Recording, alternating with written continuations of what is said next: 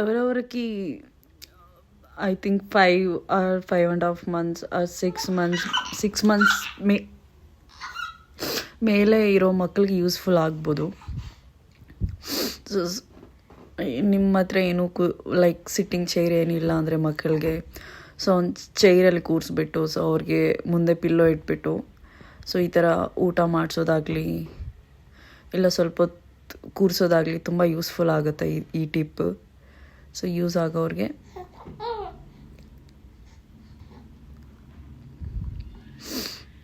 And even ಇವನು ತುಂಬ ಕಂಫರ್ಟಬಲಾಗಿ ಕೂತ್ಕೊಂಡಿದ್ದಾನೆ. So ಏನು ಅಲ್ಲೋದಾಗಲಿ ಏನೂ ಇಲ್ಲ. ಆಬ್ವಿಯಸ್ಲಿ ಇನ್ನೇನಾದರೂ ಪ್ಲೇ ಥಿಂಗ್ ಏನಾದರೂ ಕೊಟ್ಟರೆ ಡೆಫಿನೆಟ್ಲಿ ಆಡ್ಕೊತಾನೆ. ಬಟ್ ನಾನು ಎತ್ಬಿಟ್ಟಿದ್ದೀನಿ ಮೇಲೆ.